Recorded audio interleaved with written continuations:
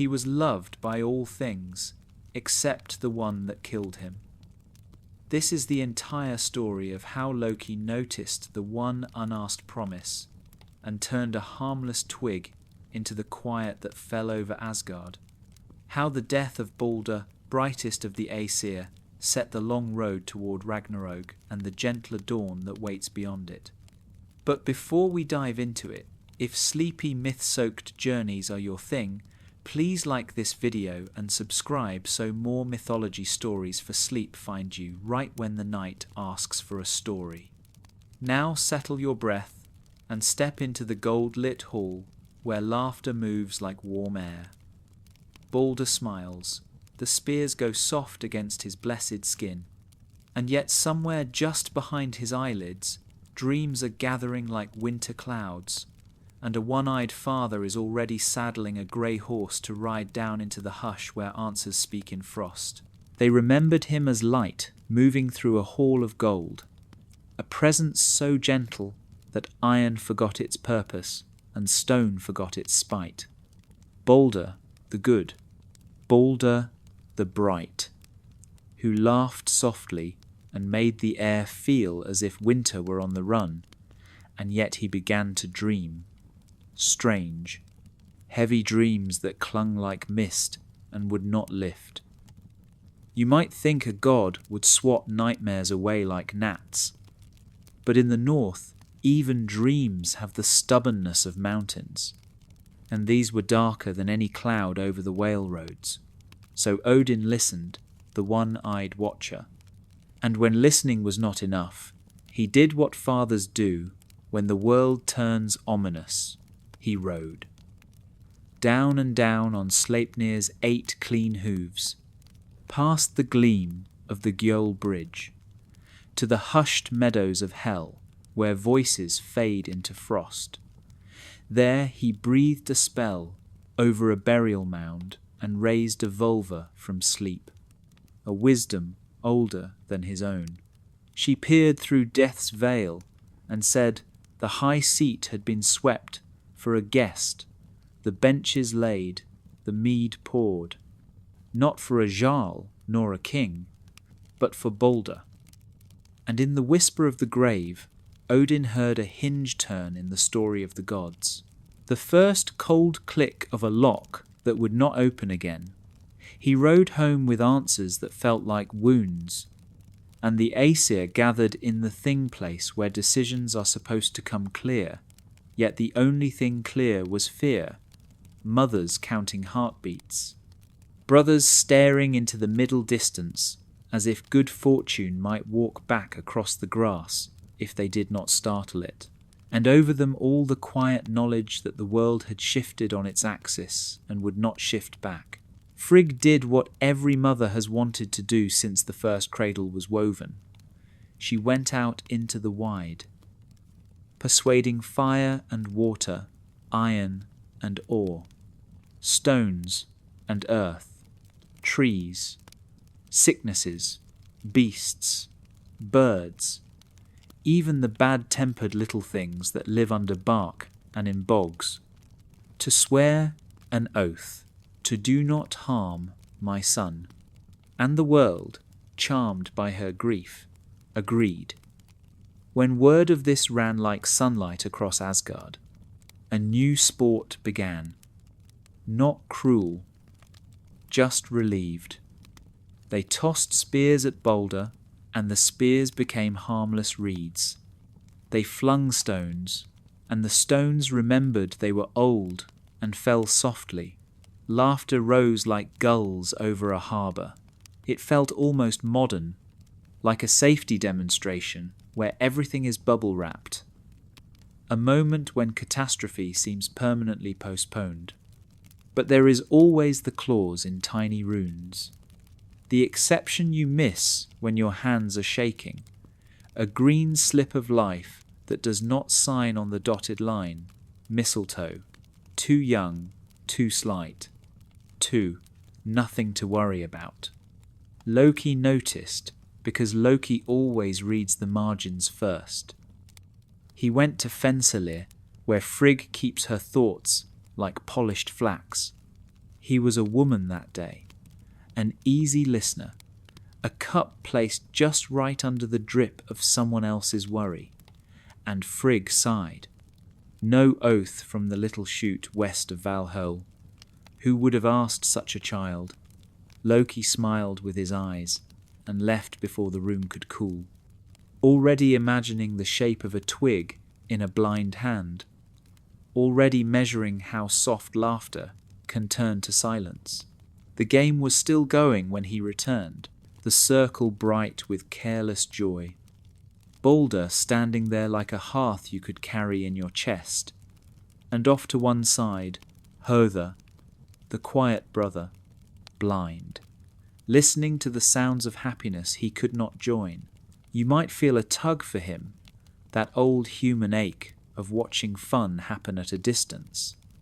Loki felt it too, perhaps, but in him pity ripened into opportunity. He pressed a smooth shaft into Höðr's hand, light as a thought. Let me guide you. Show your brother honour like the rest, the way a whisper can ring truer than a shout. He angled the arm, set the shoulders, and the little green thing flew.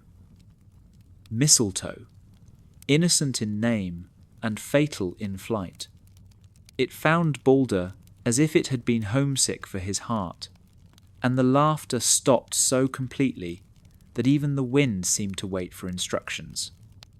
No one moved, because sometimes grief is a law, and the thing place had sanctuary, a stillness that forbade vengeance while the dust was yet to settle. Thor lifted his hammer without lifting it. Freya's fingers were claws without closing. Frigg's breath ran thin as cobweb. Odin stared at the bright sun, fallen like a candle turned sideways.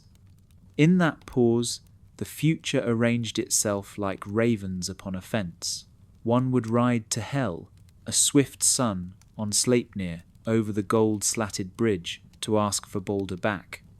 Another son would be born as an answer sharp as a spear, and somewhere a giantess who was not a giantess would already be practicing a dry refusal.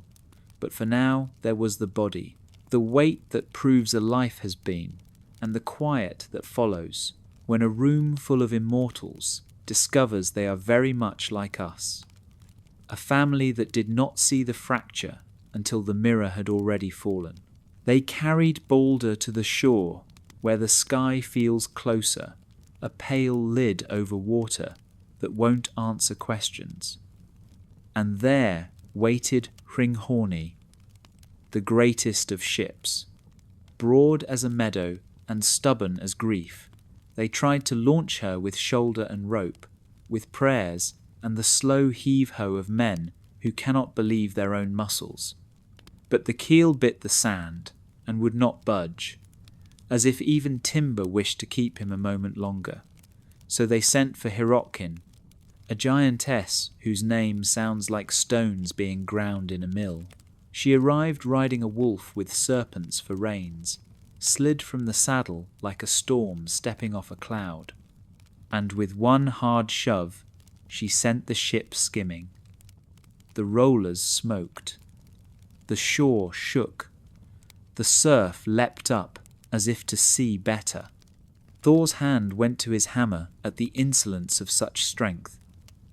You might feel that twinge too when help arrives rudely but effectively, yet the others calmed him with a look, because anger burns what it means to honour. They set Baldr on the deck with the things that knew him best, his horse, his bright gear, the ring Draupnir on his breast, like a promise of endless giving. Nanna stood beside the bier with a gaze like snowfall, and her heart could not choose to beat without him, so it chose not to, and they lifted her gently to his side, a second stillness laid beside the first. Thor consecrated the pyre, and in a dark flicker of god-sized clumsiness, he kicked the dwarf Lita into the fire, a small cruelty that showed how grief makes even the mighty short-tempered. The flames took with a sigh, a long ship breath, and smoke braided the air into black runes that spelled nothing anyone could read. People say Odin bent close then, the father of riddles whispering something to the son who would not answer, a private word sent after a traveller, while the sea licked at the hull and the fire learned the contours of a beloved face, and in that orange hush the Aesir understood that funerals are maps, not to where the dead have gone, but to where the living must now walk, along a shoreline that remembers every footstep and forgets nothing at all. When the embers cooled to grey thought, Hermóðr made his choice. He swung up on Sleipnir, who wears speed like a second hide, and rode into the long night that lies below nights, that 9 dark valleys where echoes are tired of themselves. Past the gold-ribbed bridge over Gjöll, where the watchmaiden asked his name and counted the clatter of 8 hooves. Past the gate whose hinges groan in a language older than hunger, to Hel's hall, where the benches are set for those who cannot go home. There Baldr sat, pale as moon milk, and yet composed, the kind of calm that makes you ache worse. Hermóðr pleaded as brothers do, offering himself, offering oaths, offering anything that has no currency in that kingdom. Hel listened with the still patience of those who never race the clock, and she answered in terms like frost. Let all things weep for Baldr, all. And when the world has proved its sorrow without remainder, he may return. Baldr sent gifts back along the road of shadows, Draupnir to Odin, so the ring that multiplies itself could multiply remembrance, and from Nanna soft things for the living, a linen for Frigg, like a cool hand on the forehead, a golden circle for Fulla to wear like a kept promise. Hermóðr rode home with hope tucked precariously beside him, that fragile traveller that likes to slip off at corners, and the gods unfurled messengers like gulls along every wind, words carried to mountains and marshes, to fires in their brick-red sleep and waters in their silver hurry, to beasts with their old intelligences, and to little creatures whose names are mostly rustlings, weep. The world listened. For who had not warmed themselves once at Baldr's nearness, and tears began to bead on bark and stone, to salt the sea and sweeten the breath of cattle, to shine in the eyes of hawks that pretend not to cry, and the tally of grief rose like a river after Thor. They found her in a cave stitched to the hillside, a mouth that preferred silence, Þökk, which means thanks, and also not thanks, depending on how you listen. A figure with a voice like dry twigs. She heard the request and closed her hand over it, as if it were a moth. Let Hel hold what she has. I did not love him in life, nor weep for him in death. And the echo of that refusal sounded like a key turning the wrong way. You might feel a prickle then, the sense that an absence has the shape of someone you know. For many, said Loki wore that rough skin, that he had already returned to the margins where loopholes breed. The trickster reading the contract aloud and finding delight in the one line no one underlined. And so the weeping of the world could not be completed, a single dry eye undoing the ocean.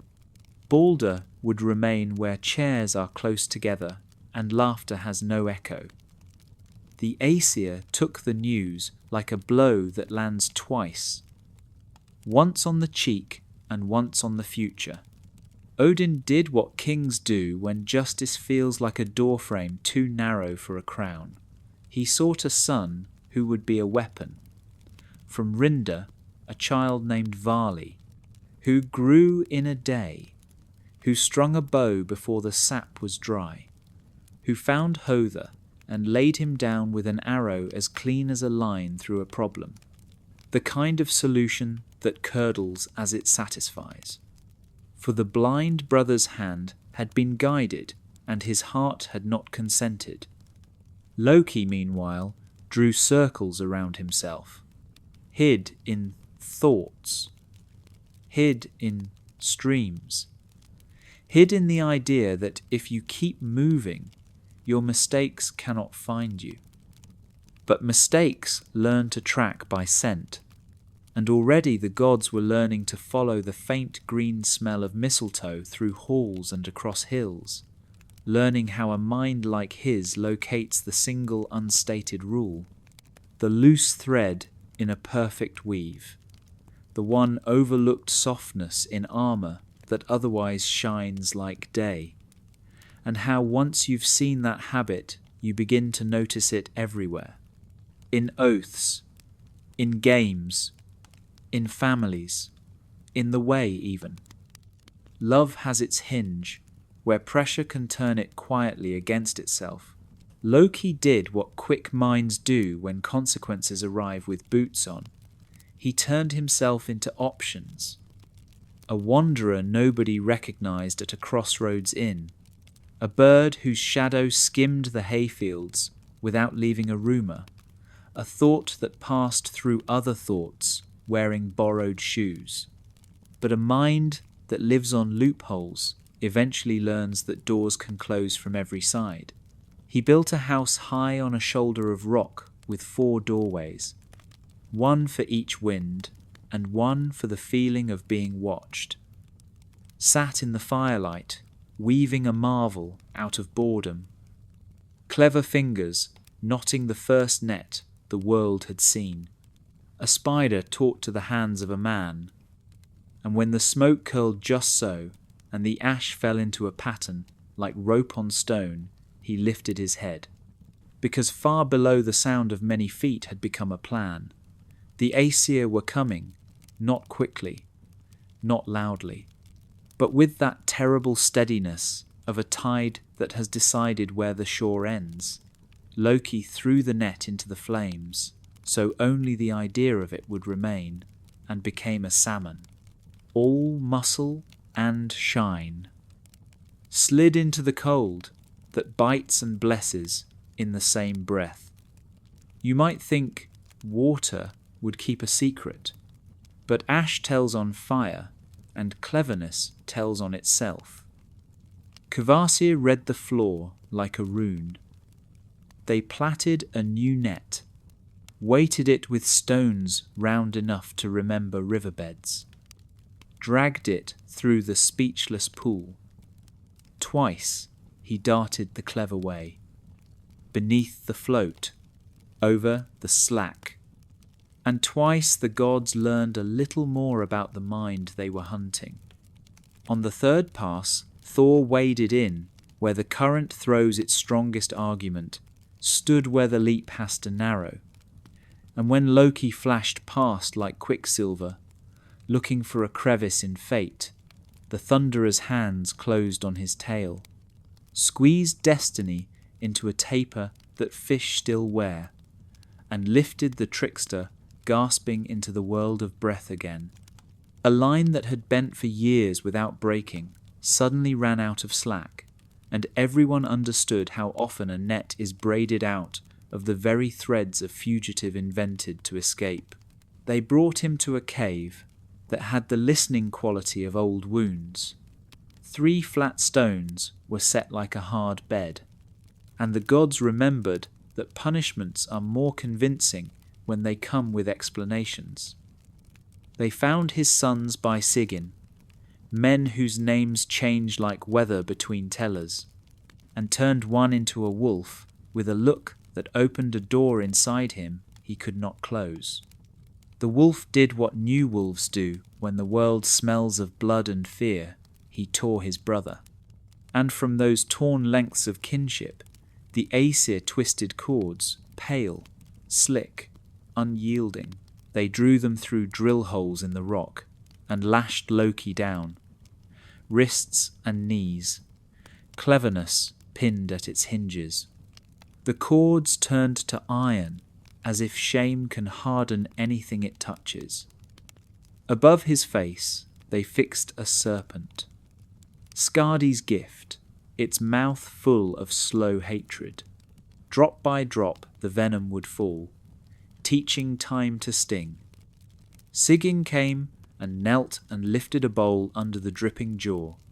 The kind of work that never makes a poem, yet holds whole mountains together. When the bowl grows heavy, she must turn away to pour it out, and the venom kisses his brow. He writhes so hard, the earth remembers the motion and shakes it back sometimes without warning. You might feel the floor hum under you on certain days and think of faults and plates and magma, but there is another way to say it, that loyalty makes its rounds, that patience has to empty itself now and then, and in those moments, pain speaks through stone.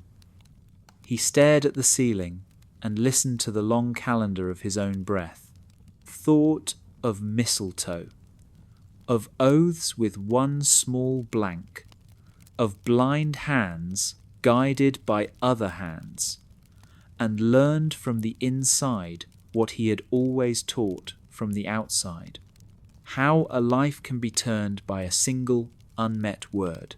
News travels strangely when grief edits the paragraphs. In Hel's quiet domain, the benches were still set, and Baldr still shone like a memory made into a chair. He and Nanna spoke the way winter speaks to spring in certain latitudes, gently, with apologies. He wore Draupnir the way a promise wears itself out, making more promises.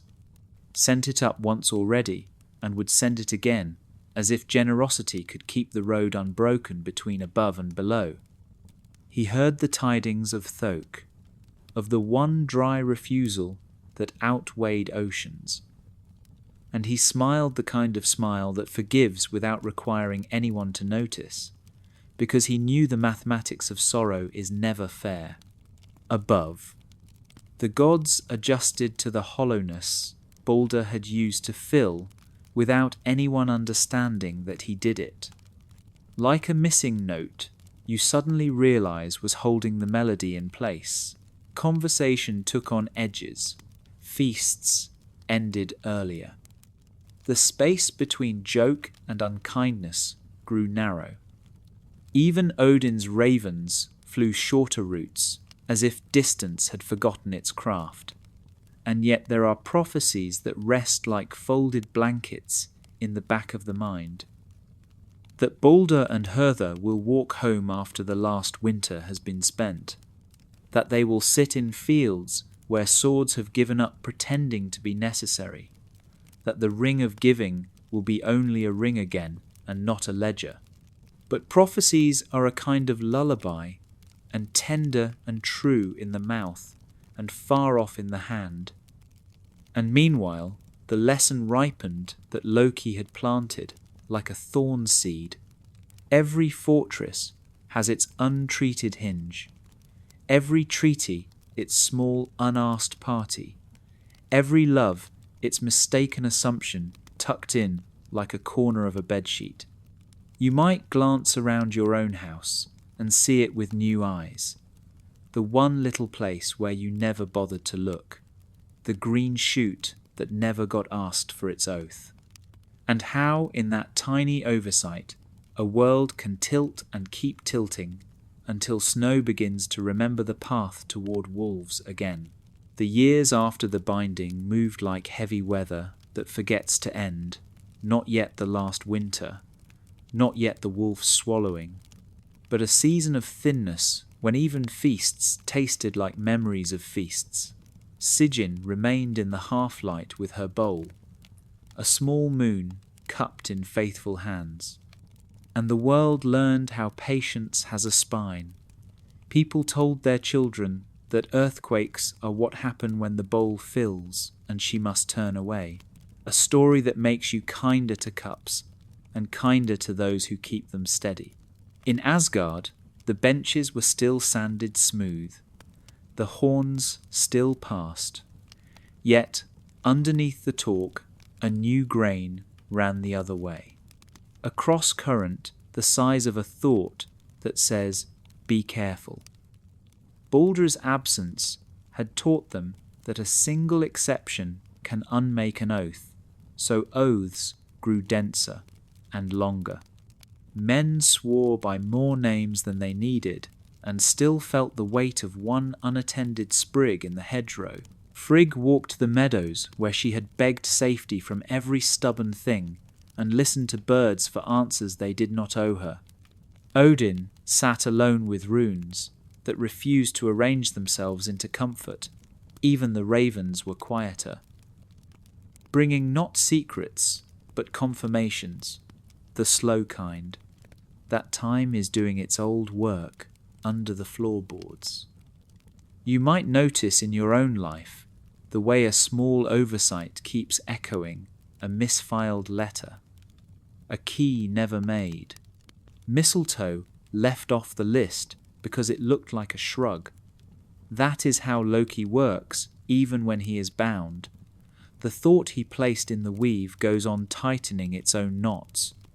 Dwarves beneath mountains hammered more carefully, as if the tale had entered the metal, and giants along the edges counted the days, the way you count the beats between lightning and thunder. On Midgard, the skalds sang softer, not because the song had failed, but because listeners now leaned in to catch the lines where strongholds creak, and in Hell's low hall, Baldr learned to be a lamp that does not insist on being seen. He spoke kindly to the latecomers. He shared the kind of silence that keeps shape like a well-made chair. And sometimes he dreamed of fields where the frost forgot its job for a morning, where he and the blind brother would walk shoulder to shoulder, and the path would trust their steps. But waking is loyal to the room it finds you in, and so he woke to benches, to Nanna's hand, to the soft industry of a kingdom that never claps its hands to speed anything up. And above all this, the slow snow of consequence kept falling until roofs remembered their angles and the eaves sagged with lessons. The seeresses had been saying it since ash turned to words. There will come winters stacked like stones, 3 in a row without a summer's breath between, fathers forgetting sons, brothers remembering weapons before names, hunger walking the roads dressed like a rumour, and all the seams of trust that once held men together popping one by one like overwarm sap in spring. The first cold sharpened itself on the north teeth of the world. The second taught wolves how to measure villages by scent. The third set its chair by the hearth and told long stories about how it meant no harm.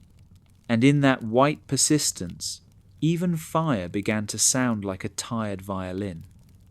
Sun and moon ran their old courses, but with a hunted look, for far back 2 wolves had taken an interest in their habits, and hunger is the most punctual of beasts. Skull chased the sun as a boy chases a hat in wind.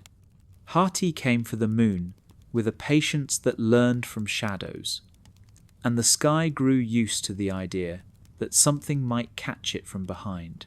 Down on the sea's black knuckles, a ship was taking shape out of what no ship should be made from. Nail parings of the dead, Naglfar, the vessel you would not name if you could help it. Plank by dreadful plank, the wrong kind of carpentry. In Jotunheimer, the ice lit blue fires inside itself, and giants tested old spears for balance. In Muspel, the swords sang because they could not help it. And Surtr stood like a red thought at the edge of everything warm enough to matter. In the far fields, a red rooster shook frost out of his throat for the giants. In hell a dark one answered, and in Asgard a bright cock woke the gods like an alarm that knows your name. Heimdall narrowed his eyes along Bifrost as if distance were misbehaving, his ears filled with the fine dust of every footfall that would ever be. And at last the horn that keeps secrets for centuries shifted in his hands with the weight of duty. You might hear that moment sometimes when a room becomes suddenly honest with itself, when a party stops pretending to be anything but a gathering before leaving. And so the worlds arranged themselves. Knots creaked. Oaths remembered where they had been bent. And the old prophecy unrolled with the slow courtesy of an ancient document that has waited long to be read aloud. With every syllable, the colour felt a little thinner, and somewhere, far beneath the cliff and the bowl and the snake with its punctual drop, the chords around Loki began to learn the music of snapping. When the horn sounded, it was not loud so much as complete. Gjallarhorn pouring a single note into every corner where quiet had been hiding. Smithies felt it in the anvil, fishermen in the net, mothers in the scoop of an arm that suddenly weighed the future twice as much. Odin saddled Sleipnir, and the 8 hooves answered, like a poem you can ride. Shields came down from their pegs, and remembered the shape of blows, and on Bifrost, the bright bridge that had admired itself in the river of years, hairline cracks woke like old scars. For Muspel's riders were coming with heat that does not negotiate. Surtr at their head with a blade that brightened the air into pain. Far out upon the iron water, Naglfar tore free of its moorings with the sound of a door at the end of patience. Hrym steered, tan knuckles white on a tiller made for endings. And behind him the dead surged in a tide, without boats. Over them moved a figure whose laughter had traded its mischief for momentum. Loki loosed at last from rock and venom, a face thin with long pain and sharpened by long thinking. He came not as a jester, but as a leader of leftovers. Every overlooked oath gathered into an army. You might think Heimdall would have no time for such subtleties as irony, yet there he stood at the rainbow's gate, the watch that wastes no words. And the two who had noticed each other from the first day the gods needed noticing at all, found at last the line they had been drawing between them. Strange how some opposites are siblings. The quiet watcher and the loud finder, and the searchlight and the loophole. They met where the bridge spilled its colour into broken light, and their clash sounded like truth striking cleverness, hard enough to leave a dent. Bifrost gave under the weight of armies, because beauty is not designed for boots. In the long glittering fall, it learned what every span learns, that it existed to be crossed and to be broken, and both were a kind of completion.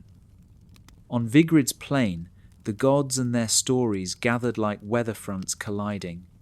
Odin headed for the wolf that had grown out of fear into fact. Thor sought the serpent, whose breath writes endings on the air. Freya lifted a weapon that once would have been enough, and now remembered it had been given away.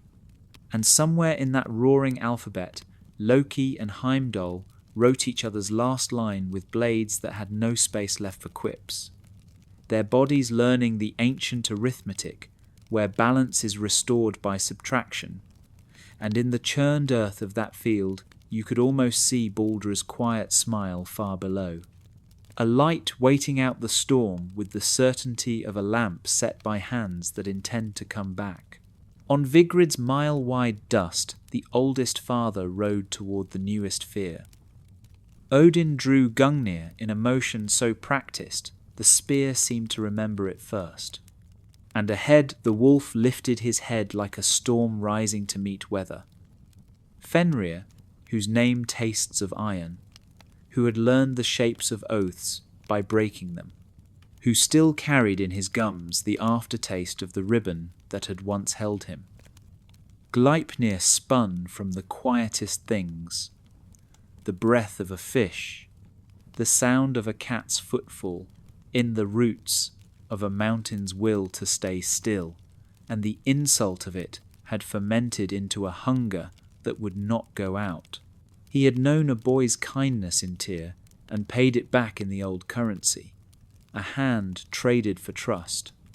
Now he came as the mathematics of consequences with fur. Odin circled like a thought that refuses to be hurried. You might feel that pause in your own chest before you enter a room that will change you. The ravens passed low. Hugin thinking ahead, Munin thinking back, and neither could bring him the one answer that shortens battles. The wolf moved first with the simplicity of a door pushed open. Those jaws were an eclipse with gums. And Gungnir flashed, a rune drawn across hide that had learned to read pain. Huge paws churned the field to porridge. Sparks flew where teeth spoke to steel. Sleipnir's 8 knees folded and unfolded like an idea trying to stand up under too much history.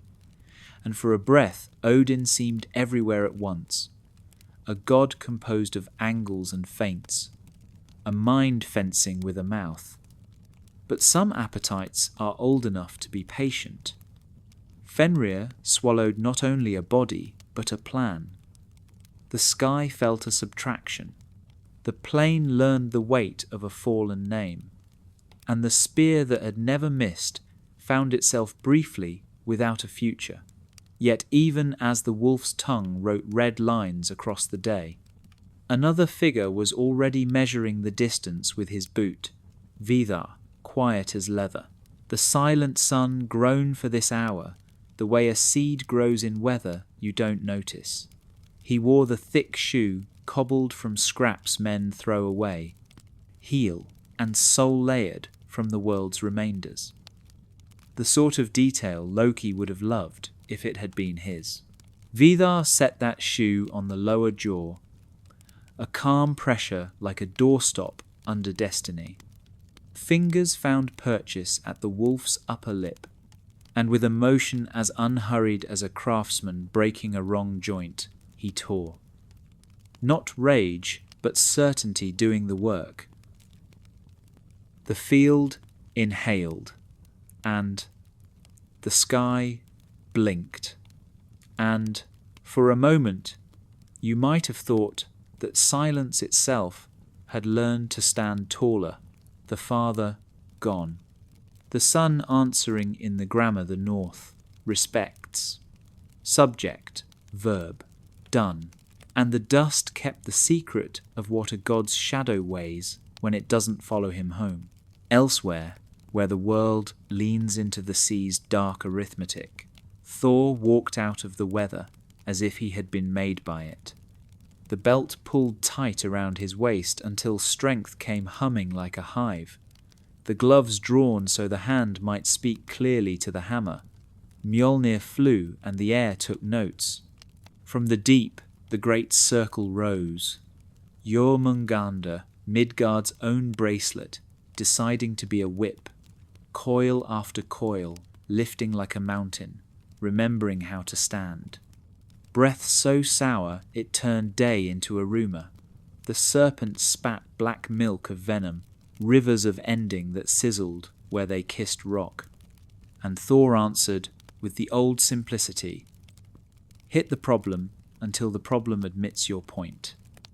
He waded in where waves made statements.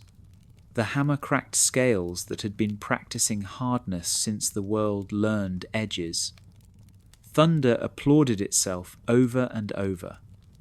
You might feel how comforting that certainty is. A tool that returns to the hand, and a task that does not argue. At last, Mjolnir sounded the note, that breaks spines. The head drove home, and the coil slackened. The sea forgot to rise. The serpent's mouth opened on a silence that ended salt itself, and Thor stepped back 9 paces, one for each world, as if he were saluting the audience. Then the venom, already threading his blood, wrote its final line. Strength knelt to chemistry. The red in his face became a waning thing, and the thunderer fell beside the foe he had unmade. A balance written large enough that even giants could read it. Not far off, Freyr faced fire with a smile that knew too much. The bright lord who once lent away his best answer for the sake of a bride. A choice lovers understand, and swords do not. He stood before Surtr, whose blade sang sunrise in a language that burns. Freyr raised antler and will. The old hunting of men pressed against a furnace. Sparks wrote his biography in brief, and he went down as gracefully as a harvest after first frost. Tyr found Garma at Gnipperhellir, hound of the underdoors, a mouth like a courtroom where verdicts are always guilty, and the two met with the earnestness of those who have a single page left in their calendars. Each tore the other's appointment out. Each lay afterward in the honesty of stillness. Freyr cried without ceremony for what cannot be bargained with even by the best bargainer. Heimdall bled where Loki had authored him an ending, and Loki bled where Heimdall had edited him down to the last sentence. And all across the plain, the gods rehearsed the old truth that victory and loss are twins who share a cloak, one sleeve cut from glory, the other from cost. And the sky leaned closer as if to hear which twin would speak first. Then Surtr lifted his sword, not so much as a weapon as a thesis, and the flame that lives under ideas came forward to argue. Forests learn to be meaning and then to be smoke. Mountains uncrossed themselves by falling. Lakes turned their faces to the ceiling and forgot the trick of reflection. Skirl at last found the sun and made a meal of it without gratitude. Hati took the moon as if plucking a brooch from a cloak that had been flattering itself. The stars read the room and excused themselves. Bifrost lay already in bright ruin, a reminder that beauty can carry you only so far before it remembers it is also fragile. Yggdrasil groaned, not breaking, never that, but remembering every notch and nail of grief that had ever been hammered into its bark by prayers. The squirrel who tells rumours ran without errands. The dragon below shook his necklace of corpses and rose in a joy that looks like hunger. You might hear wings in that smoke, and feel how endings sometimes arrive, sounding like applause for the wrong performance. Seas lifted up as if to wash the slate clean. Ships rode briefly like signatures becoming blots. Naglfar at last found the harbour it had been built for, and the harbour did not survive the complement, men and giants. Gods, and those who had practised godhood from across the fence, all learned the last steps of the dances they had been practising since the first frost, and then the floor went out from under everyone. Fire owned the map. Water owned the memory. The air owned nothing, and so lasted longest. Under the red handwriting of Surtr's sword lines of the old world crossed themselves out. The palaces of Asgard exhaled their names. The mead grew quiet in toppled horns. The bright benches turned into the past, and even the Valkyries sat down on the hill and watched because there was no one left to select. Odin's seat stood empty as a question that no longer expects an answer. Vidar wiped his boot in the ashes. Thor's glove lay cupping silence. Freya's smile lingered in the light like an afterimage. And far below Hel's hall held steady, because endings are only beginnings seen from one floor down. The plain of Vigrid cooled to a hard thought. The smoke unclasped itself and rose. The oceans put their old hands back where the land had been, and the world, like a great house after a long family, has finally moved out, closed its doors.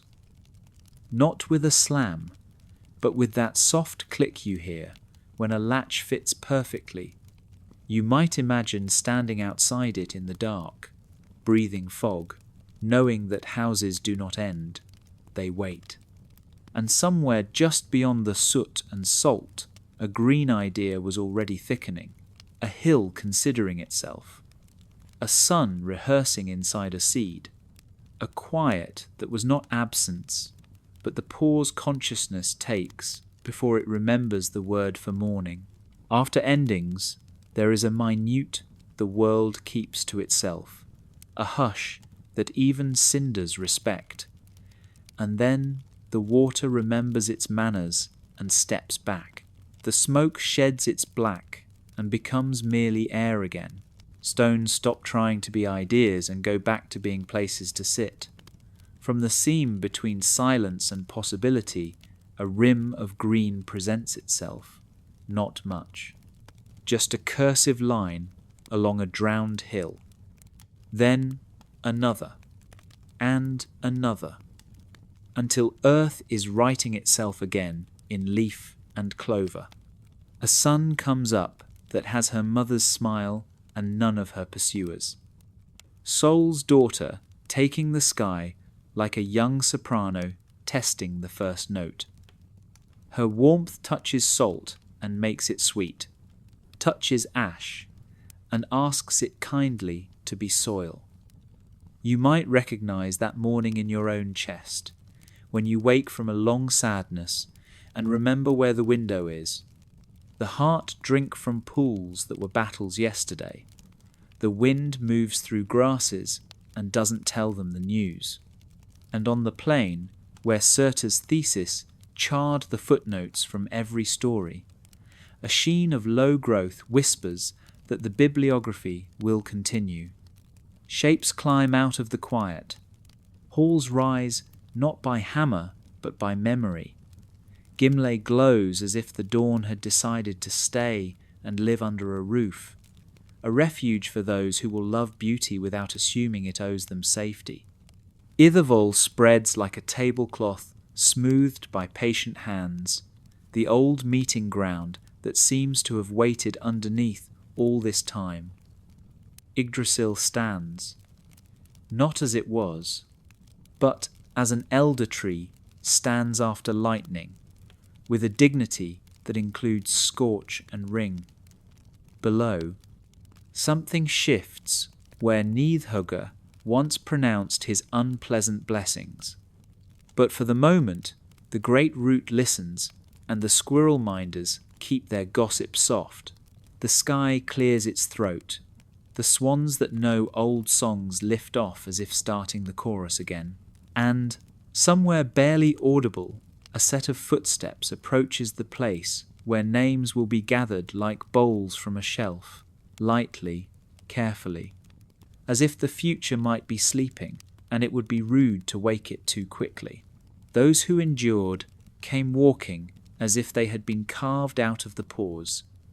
Vidar, with the quiet boot that remembers what a jaw can do. Vali, whose birth was an answer sharpened on an injustice, and the thunder that will not be silenced entirely.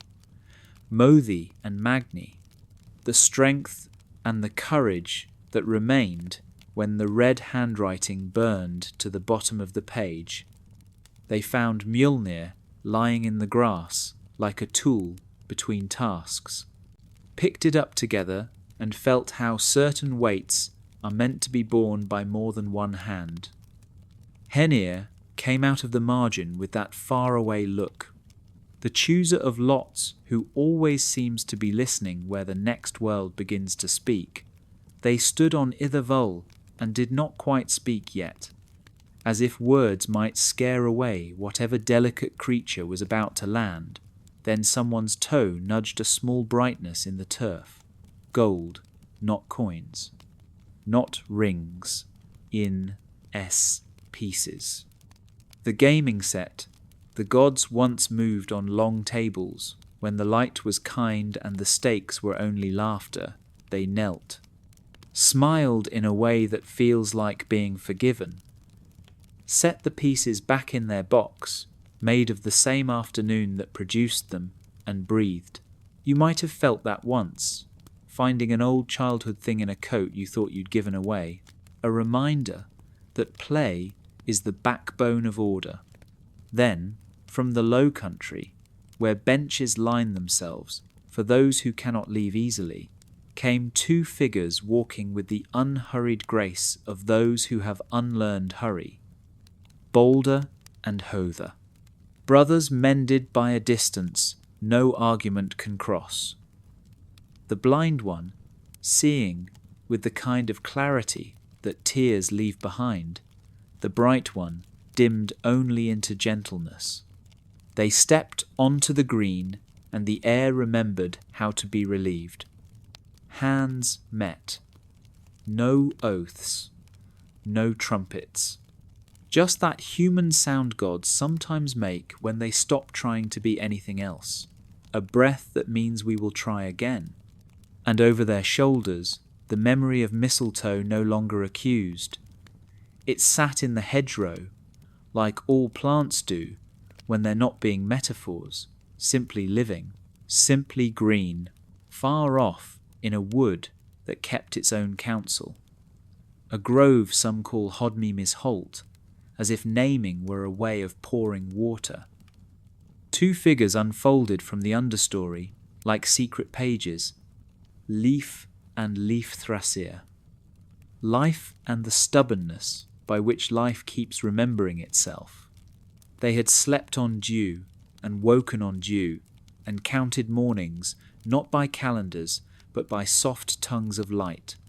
And now they stepped out into a world that had cleared a place at the table.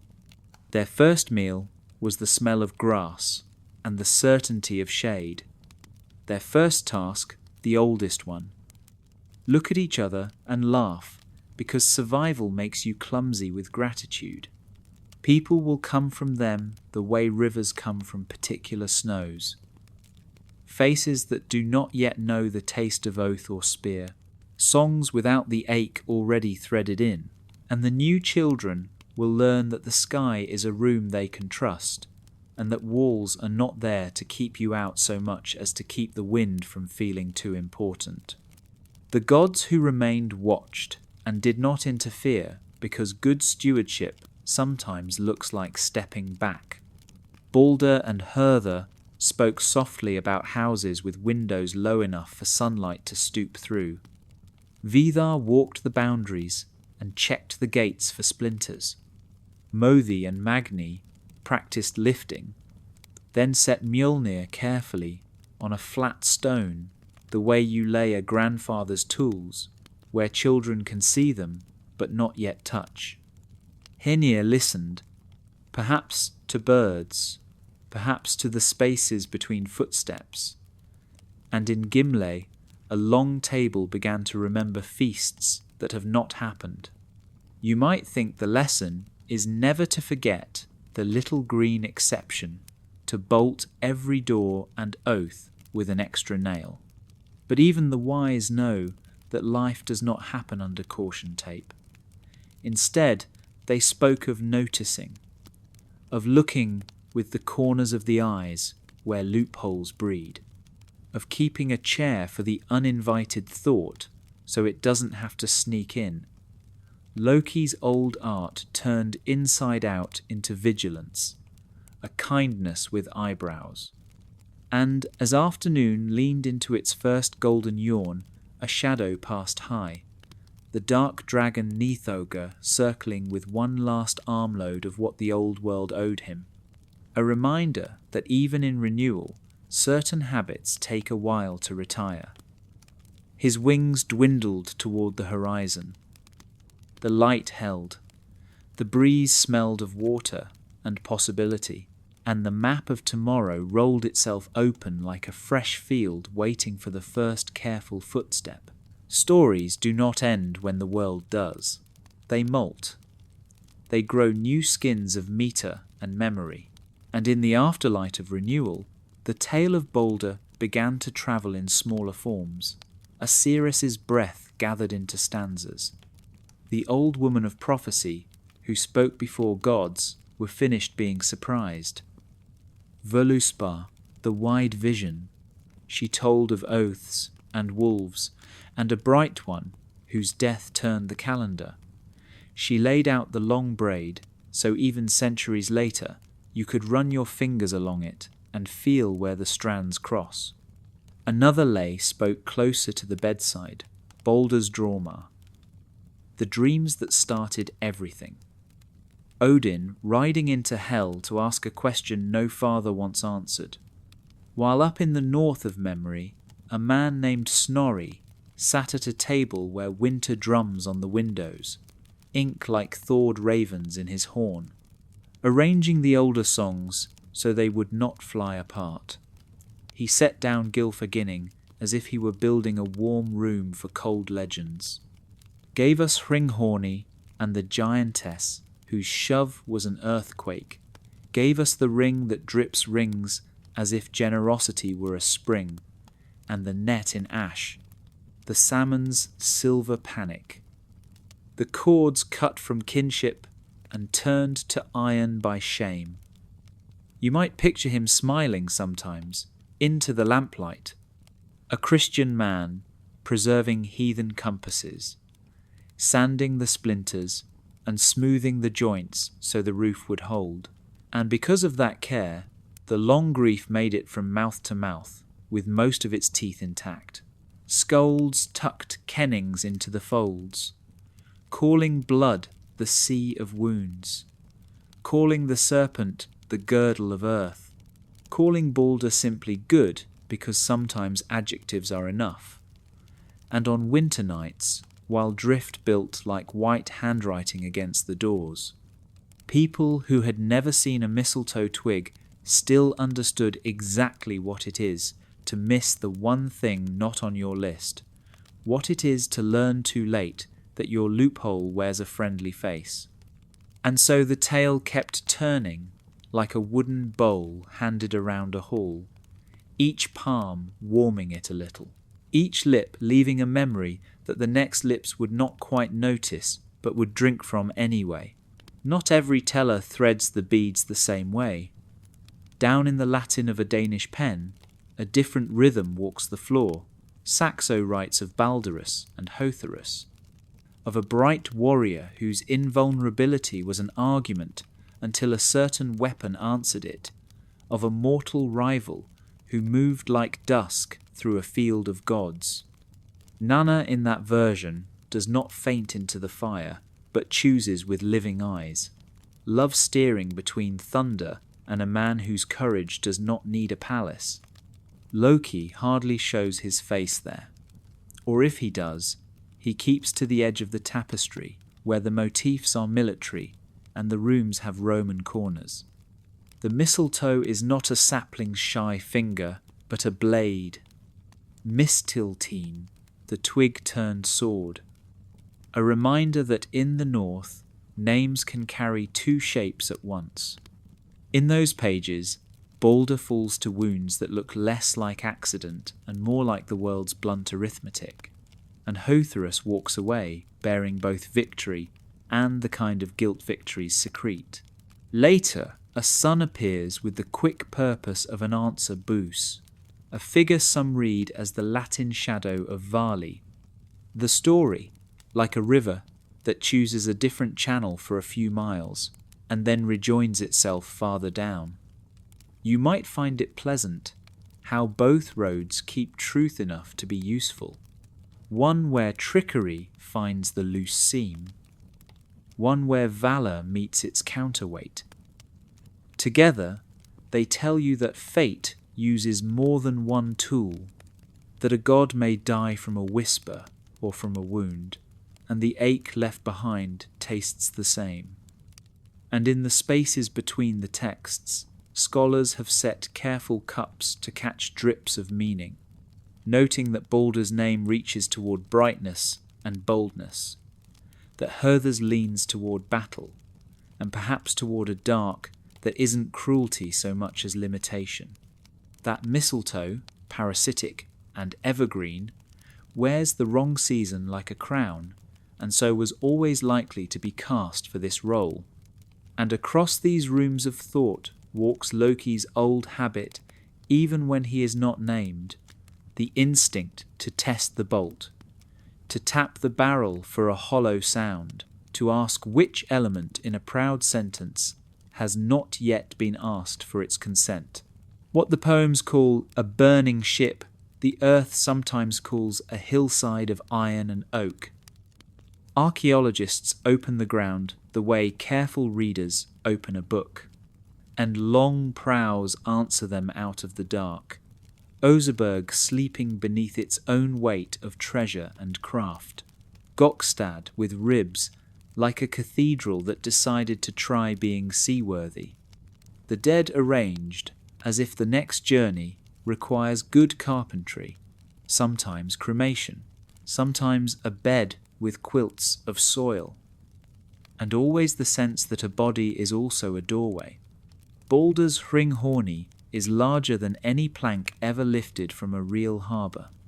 Yet the gesture matches a shore, a ship made liminal by flame, the ripple of crowd and keening and honour, the ring on the chest like a vow about how goods should move through a community. Draupnir's trick of multiplying is only a miracle's way of praising the ordinary fact that wealth wants to circulate. A chieftain's hand open enough that 9 hands more will be open downstream. At the law thing, men swore oaths with the same seriousness Frigg carried house to house. Words placed on stone so they would not slip. And if you lean close to those stones, you can still feel the pressure where promises tried to become furniture. Mistletoe itself is a strange guest in the cold north, more common where winters are kinder, yet present enough along milder edges to be noticed. And in any case, the myth may be less botany than grammar. Mistiltein wanders the sagas as both twig and blade, appearing sometimes as a weapon whose name remembers plantness, as if language were telling you not to relax just because you are in a garden. That paradox is exactly the sort of thing a trickster would file away for later use. Scholars argue gently about Snorri's smoothing hand, about Christian windows cut into heathen walls, about how much of what we love in this tale is antique timber, and how much is the renovator's art. Yet even in those debates the core keeps breathing, a mother begging the world to be kind, a father riding to the only place left to ask, a brother blind with a clean conscience, a friend who loved open locks more than locked friendships, a green twig that refused the census, and what follows from such small refusals when everyone is tired and the night is longer than they planned, and the sound a hall makes when laughter stops mid-flight and has to learn another way to land. If you sit with the story a little longer, you begin to feel its carpentry, the way each beam teaches a lesson about houses and the weather that tests them. What happened around Baldr is not only grief with antlers, it is courtroom and craft shop and hearth. The North lived on oaths the way a body lives on bread.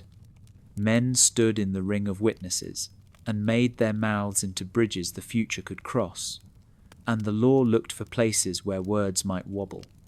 At the thing, They weighed silver for wergild. They measured insult like grain. They let tempers cool against the cold logic of the community. Loki's needle enters this fabric as a demonstration. He does not smash the loom. He finds the single thread no one tied, the green one, and tugs until the pattern confesses it was never invulnerable. You might hear in that a quiet warning to any builder of systems. That strength is not the absence of softness, but the knowledge of where softness lives and how to guard it kindly. The poets knew this and kept rehearsing it in other keys. In the flighting hall of Lokasenna, where ale loosens tongues and reputations sweat, Loki walks the benches and applies pressure exactly where each boast is thin. He turns goddesses' patience into blush. He finds the crack in Thor's certainty and taps it like a mason. He does not invent the flaw. He simply removes the polite curtain, and the hall learns that laughter has a blade if you swing it right. Even then, the lesson is social. A community that cannot bear scrutiny is already cracked. A community that can listen to its own weaknesses without falling apart becomes strangely earthquake-proof. The funerary ship is another chapter in the same book, but it is the engineered goodbye that holds a people together. A collective agreement about what a life was worth and how to say it aloud with fire. Even the giantess who shoves the keel into water speaks to a truth administrators recognize. When grief is heavy, sometimes a blunt external force is the only lever that moves the stuck thing. And Thor's flash of temper is that other truth. That sorrow makes us clumsy, and even heroes can step on a dwarf when their eyes are full. The tale keeps admitting our ordinary human footnotes without scolding, as if to say the gods are not a different species. They are us written larger, so we can read the letters at night. Mistletoe itself is an essay that keeps its own secrets, an evergreen that borrows sugar from the veins of other trees and sits there like a polite trespasser. Viscum album with white berries that look like frost held in small cups in the north. It chooses hosts and writes slow circles into their bark, neither quite guest nor thief. A hemiparasite practicing the ambiguous grammar Loki loves. Romans came north with notebooks and told of druids cutting it from oaks with a sickle that gleamed like good omens, of bulls and blessings, and the plant's refusal to brown when everything else gives up. Later writers found the phrase, the golden bough, in that shining knife, and made whole encyclopedias of connection, sometimes fair, sometimes fanciful, because comparison is its own kind of trickster. In the Norse, telling the twig is small, too young, the oversight anyone could have made on a tired afternoon.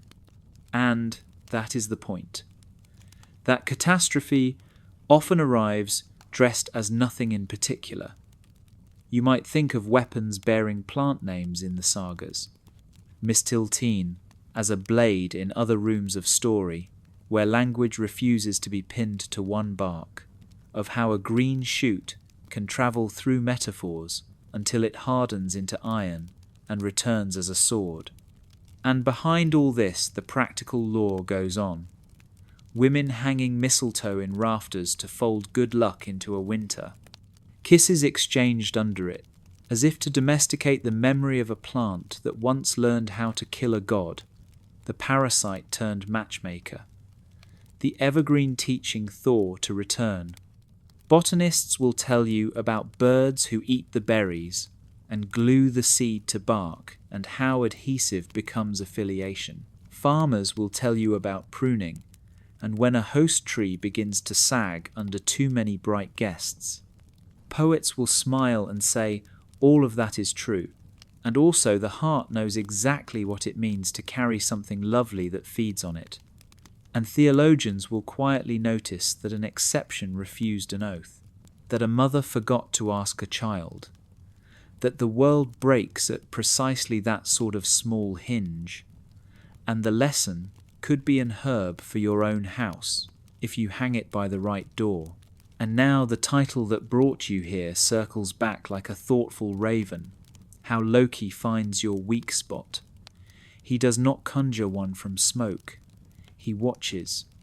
He listens for the place where habit hums too loudly to hear questions. He wears friendliness the way mistletoe wears berries, bright enough that you do not look beneath. He flatters the blind brother's hunger to belong.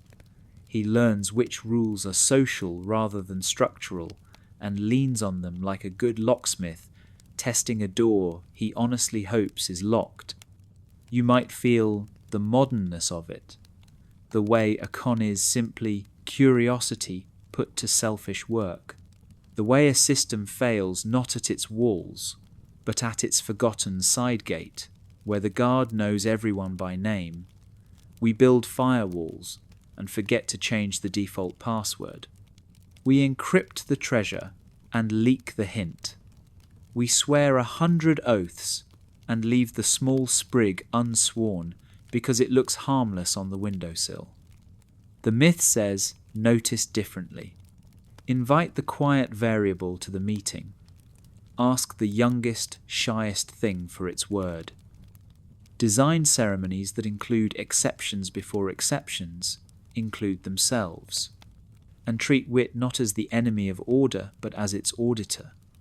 Loki is dangerous not because he is clever, but because his cleverness is unsupervised. Give that energy a chair and a job description, and it might save your hall instead of burning it. Even bound, he teaches by negative example. The bowl that catches venom is a process that keeps a world from shaking itself apart. Sigyn's long patience is resilience embodied. The earthquake only arrives when the system must pause to empty itself, and that is a diagram any engineer or parent recognizes. Somewhere in the green of the rebuilt world, the children of Líf and Lífþrasir will forget to fear mistletoe, and that is as it should be. Fear is not a home, but someone will tell them a winter story about a blind shot and a laughter that stopped, and they will learn to love vigilance the way they love lullabies. Softly, without anxiety, just a habit of eyes that notice corners, of hands that test knots twice, of voices that invite even the small plants to speak. And in Ithavul, where the pieces of the old golden game lie ready, Baldr will smile to see them played with care, not to win, not to prove invulnerability, but to keep companionship bright while the evening grows slowly toward its friendly stars. On certain planes, the earth keeps minutes of old meetings in stone, picture slabs where horses run forever and ships forever leave shore. Gotland's grey storytellers with spiral beards of weather, and down in the south, a broken gate of granite once stood like a memory you can walk through. Men call it the Hunnestad Monument, one panel showing a woman riding a wolf, as if the world were a saddle and reins were serpents. And even if no caption survives, your mouth thinks Hyrrokkin before your brain remembers why. The shove felt again in the stone's posture, the shoreline shuddering under her palm. Archaeology bends close with small brushes and great patience, lifting beads that still remember wrists. Iron that went to sleep thinking it would be needed tomorrow. And sometimes, in the ship-shaped humps of earth, you hear a faint crackle as if a pyre were relearning fire. What Snorri wrote becomes gesture.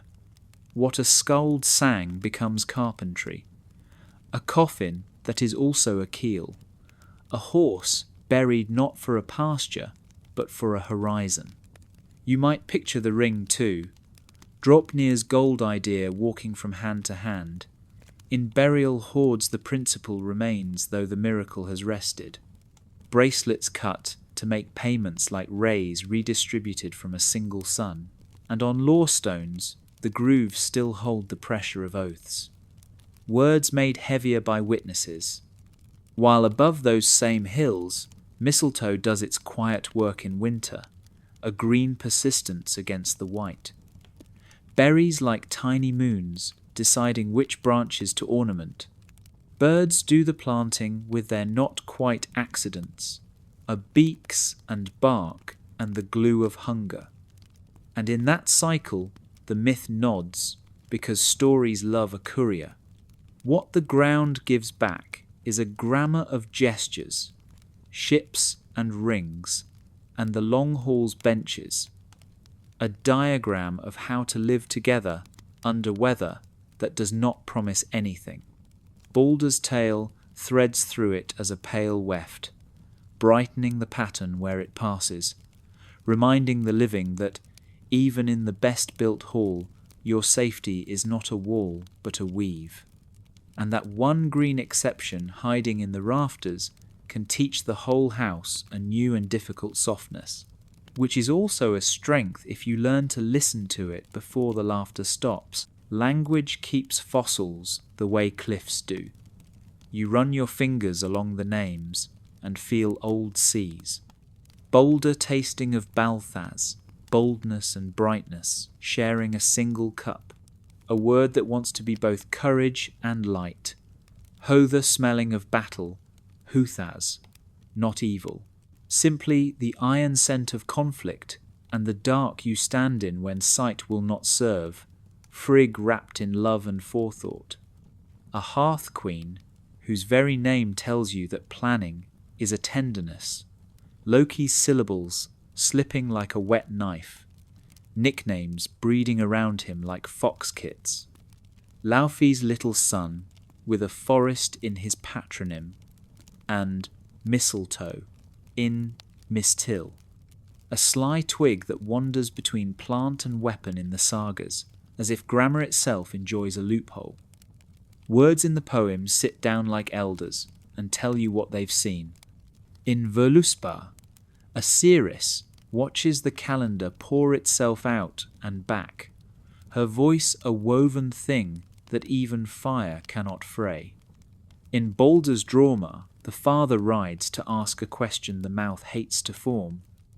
In Lokasenna mead unties tongues, and the trickster does social x-rays with insults like lightly swung hammers.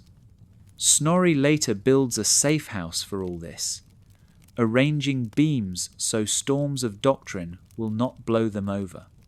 And though his windows face a different altar, you can still see the old fire glowing inside. You might notice how often the tale returns to procedures, oaths and hearings, gift circulation and funerary protocol. Even the capture in the salmon pool becomes a lesson in iteration. Drag the net. Note the escape route. Add weights. Try again. Until the cornered idea learns. It has always been teaching you to corner it. And the binding in the cave becomes a syllabus for resilience. Sigyn's bowl, a process with maintenance windows. Scheduled pain and scheduled relief so the world does not rattle itself to ruin. The names, the songs, the legal habits each is a tool laid on a bench for you to pick up. Not to fight giants in your neighbourhood, but to remember where soft places live in any promise, and how to invite them to speak before someone with a fox's smile makes a map of them in your absence. Night in the rebuilt world is a softer instrument. The stars have put their jewellery back on without boasting.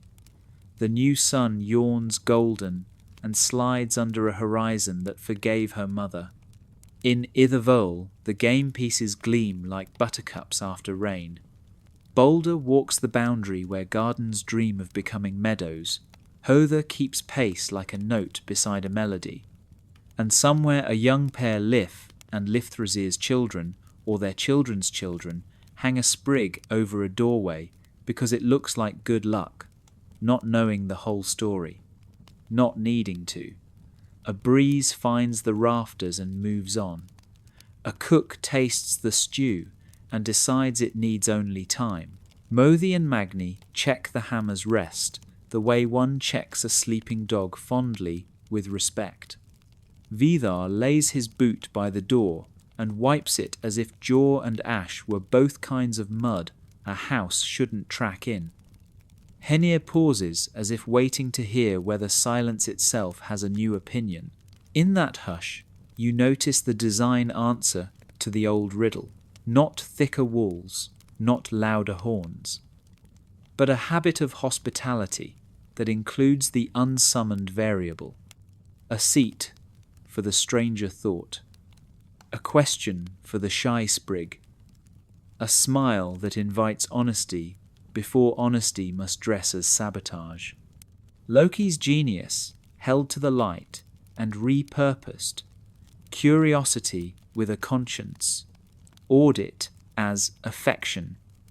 You might be lying there listening, lids heavy, feeling how the north has taught its lesson with snow and gold and the stubborn green that will not resign, noticing in your own rooms the small places where oversight could grow teeth, the password you never changed, the friend you never asked whether they were quietly tired, the rule everyone follows because everyone follows it, mistletoe of habit, nesting under beams of certainty, and the way a gentle question could be the oath that saves a hall.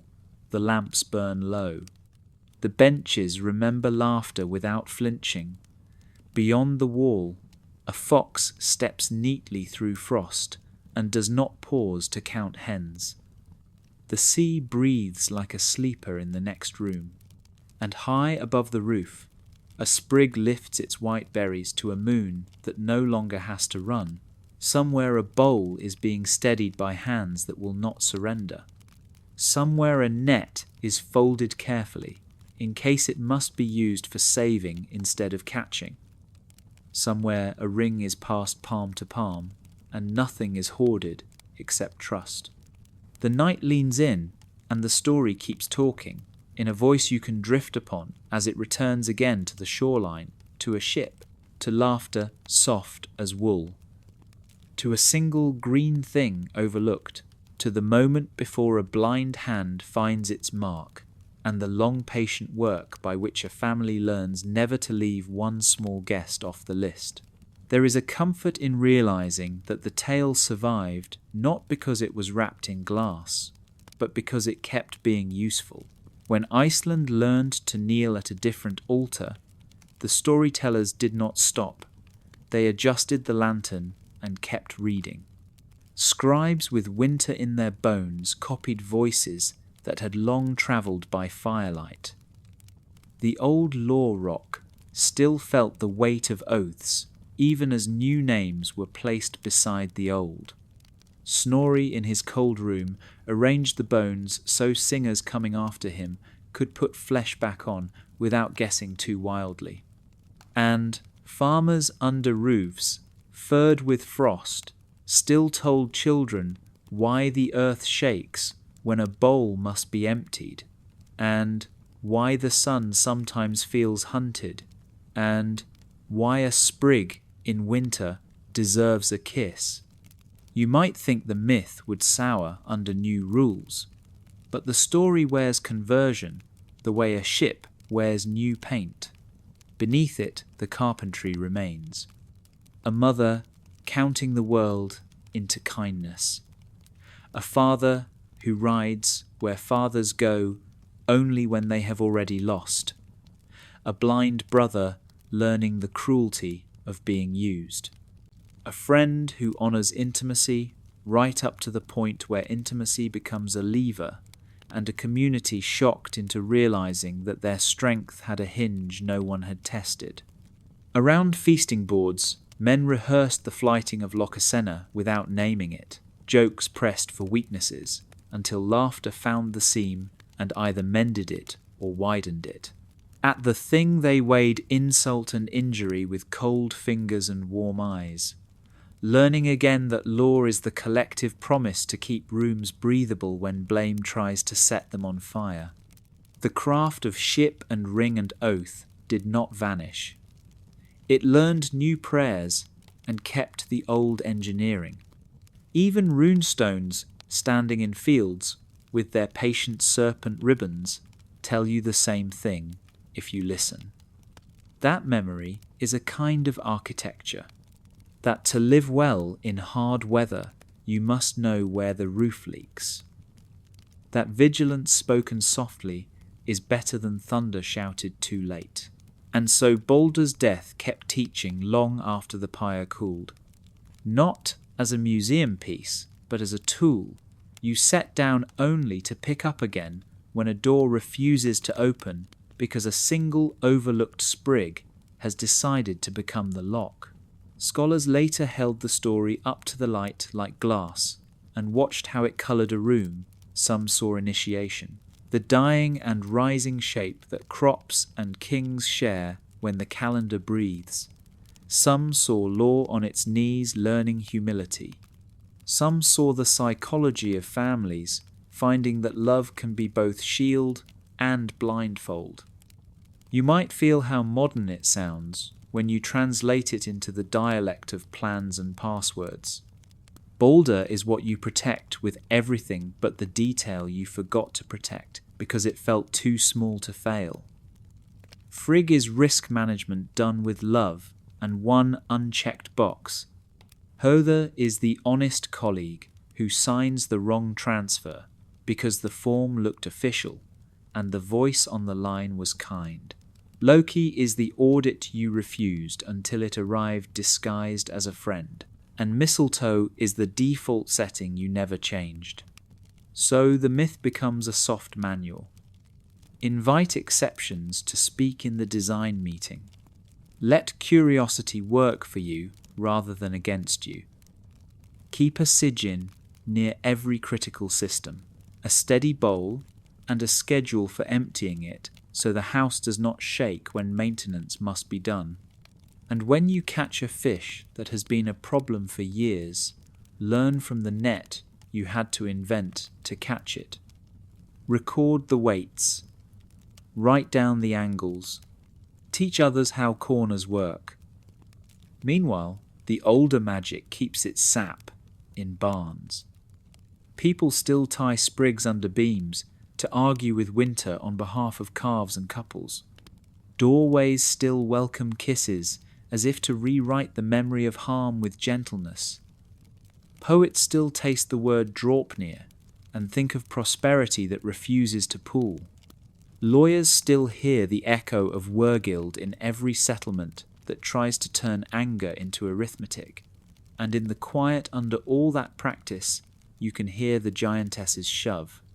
The moment when grief stuck fast becomes grief moving.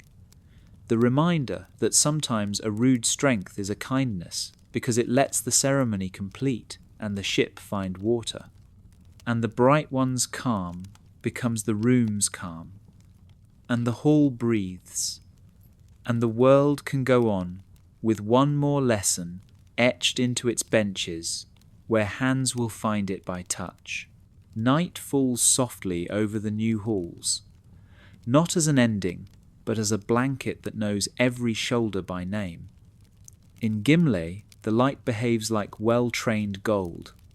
It warms and does not boast. On Idavol the gaming pieces, wait for fingers that have no quarrel left in them. Baldr walks with Höðr, where the grass remembers being ash and chooses not to tell. Their voice is barely louder than crickets. A kind of conversation that is mostly listening. Vidar leans his quiet boot against a post and thinks of jaws without rancor. Mothi and Magni set the hammer down where it can admire the moon without wanting to lift. Hrungnir closes his eyes to hear better and smiles at a silence that has opinions. Far off, a pair of young ones laugh because a berry popped under a thumb. and they hang a sprig in the lintel to see what luck smells like. Somewhere beyond the ridge, Líf and Lífþrasir's children are inventing new chores, adding a window where morning can find it faster, discovering that bread stays softer if you save a slice to share. The dragon passes once at altitude with the last of yesterday's bones, and the reflection of his wings in a pond does nothing but ripple a star. You might be drowsing now with the sense that the lesson chose gentleness for its last word, that Loki's art has been turned from sabotage to stewardship by a simple invitation to speak before acting, that mistletoe has been restored to the harmless grammar of winter decorations, and that somewhere under every roof a bowl is being steadied by hands that promise to stay until the drip stops. On the shore, a ship waits not for fire this time, but for fishing, a net folded like a thought that has decided to be useful. The ring passes palm to palm, and each palm presses back a little to say yes. Vows curl up and sleep like dogs at peace with the door. And in the rafters a small green passenger shines, with berries that look like moons you could hold. The breeze turns the sprig the way a reader turns a page, and the house sighs, and the stars come out like nails tapped gently into a dark beam, and the world breathes through its nose and smiles because it remembers just in time, exactly where its soft place lives. When the hall grows quiet and the game pieces gleam like tame stars, you feel how a single green oversight learned to be a teacher, how Baldr's calm returns as a lamp in the rebuilt world, and how Loki's sharpness given a seat at the table can become vigilance instead of ruin. If this slow, myth-dim journey helped you drift, breathe, and think a little softer about the weak spots we all carry, please like and subscribe so more boring mythology for sleep finds you when night leans in. And let the last image be simple: a bowl steadied by faithful hands, a harmless sprig turning gently in the rafters, and a shore where ships wait only for morning.